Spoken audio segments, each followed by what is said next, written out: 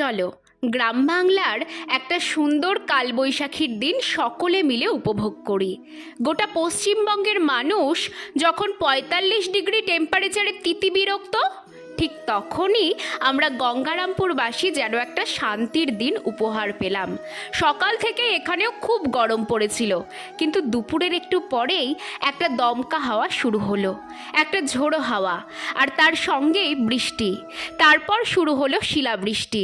এদিকে বৃষ্টি শুরু হওয়ার সাথে সাথেই আমার ভাই বোন নেমে পড়েছে ভিজতে, আর যখন দেখলো শিলাবৃষ্টি, ওরা দুজন মিলেই শিল কোড়াতে শুরু করে দিয়েছে। ওদের সাথে সাথে আজকে আমিও কিন্তু আমার নিজের ছেলেবেলায় ফিরে গেছিলাম। এটা একটা দারুণ অভিজ্ঞতা বলে বোঝানো যাবে না। এটা যেন ছিল একটা মন ভালো করা শিলাবৃষ্টি।